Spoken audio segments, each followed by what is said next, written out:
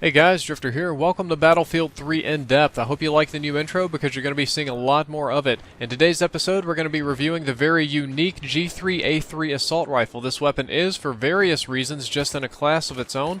The number one reason for this is that it is an extremely high damage assault rifle. It deals 33 to 22 damage per shot, which makes it a 3 to 5 shot kill depending on your range. And while this doesn't sound too impressive, all of the other assault rifles take between 4 and 6 shots. This one's going to take 1 shot less to kill per range, and because of the damage, it does more damage over range. As a matter of fact, the damage on this weapon is very comparable to that of a light machine gun. I'm going to hit on this more later, but there are several light machine guns in Battlefield 3 that do less damage than the G3A3, which is pretty crazy. In order to balance this weapon and keep it from being overpowered, DICE decided to reduce its rate of fire such that it only fires at 550 RPM. This makes it the slowest firing assault rifle in Battlefield 3. However, keep in mind that even though it's the slowest firing, it doesn't fire like crazy slow. There's plenty of other assault rifles that fire at 635, 600, 700 RPM, so it's really only shooting about 20 to 30% slower than the rest of the pack. Now, when you combine this extremely high damage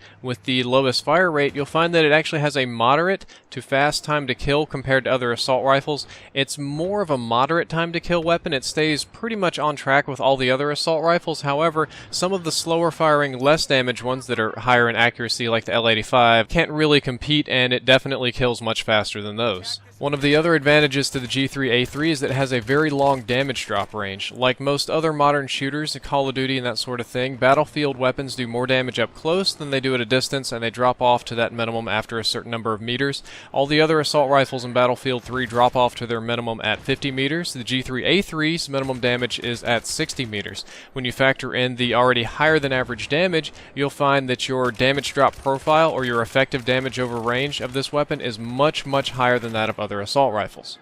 The G3A3 is definitely not all sunshine and rainbows. It has several weaknesses. One of these weaknesses is that it has the lowest bullet range. In Battlefield 3, your weapons have a maximum range at which their bullets can travel before they completely disappear off the map.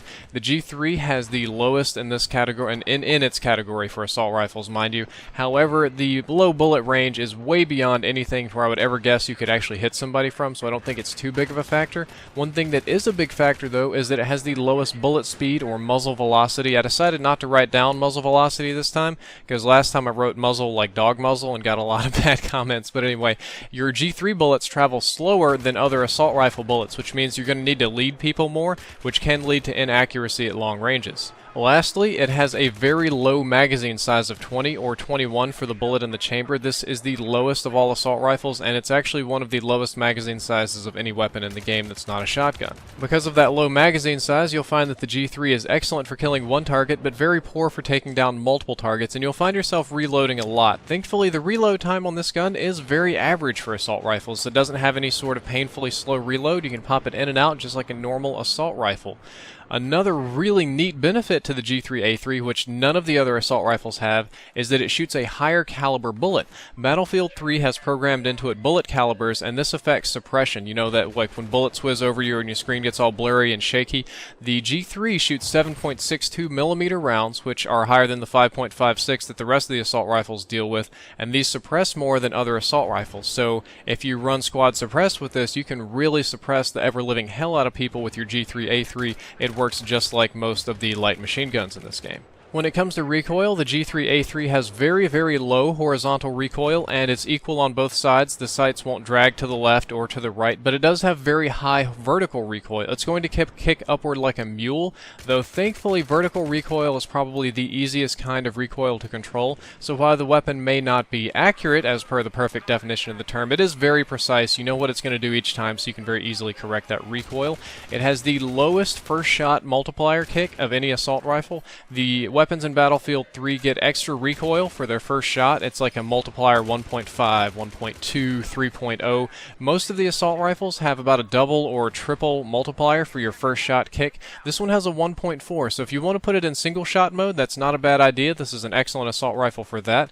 One thing this weapon definitely does not have going for it is hipfire spread. The G3 has the worst hipfire spread of any assault rifle in Battlefield 3. It's not terrible, but it's just a little bit worse than the rest, so keep that in mind. The the G3 is the least accurate assault rifle when you're moving. Battlefield has different multipliers applied to your aim down sights wobble, not just your crosshairs, but there's an invisible box around the crosshairs that determines the sway of the bullets and which direction they're going to kick out.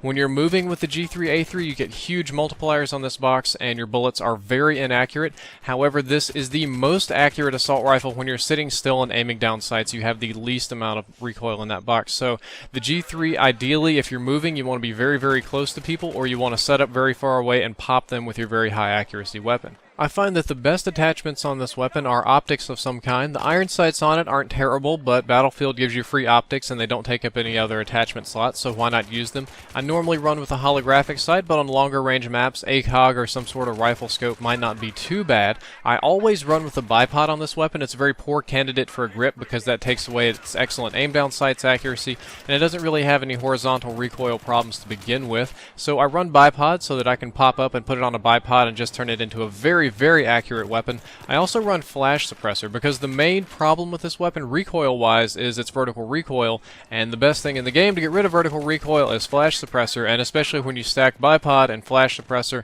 the weapon is just incredibly accurate and you can ping people from very long distances.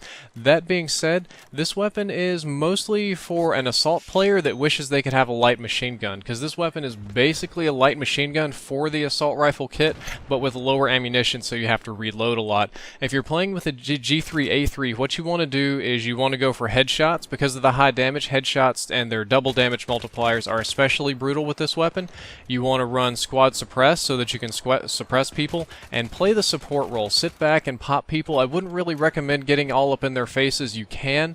This weapon does excellent in very close quarters combat because you can two-shot drop somebody with a headshot, and at very long distances because of the accuracy, but in the medium range it struggles a little bit to compete with the rest of the assault rifles. That's all for this episode about the G3A3, but here at the end we have a bonus weapon review. I'm not doing it, Captain Obvious is doing it. He's another commentator who also breaks down weapons in Battlefield 3 and does perk reviews and strategies and that sort of thing. Does an excellent job at it, and I thought he could use a shout out here at the end of this video, and the best way to do that is for you guys to view his work. I put some constraints on him, told him he had about 2.5 to 3 minutes to make the best AEK review possible, and he made a damn good one. Enjoy his commentary, here it is. What's up, guys? Obviously, it's Captain Obvious, and I'm going to briefly tell you guys about today, the secret behind the AEK 971 and its success in the competitive Battlefield world. Now, I'm no competitive Battlefield player, but I know how to watch competitive players play and see what they do.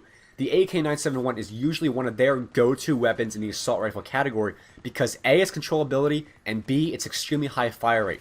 The 900 rounds per minute mixed with this extremely controllable recoil with the foregrip and the heavy barrel attached to this weapon is unprecedented in the assault rifle category. Now, I prepared a demonstration as to how to counter the AEK 971's recoil properly. Let's take a look at that right now.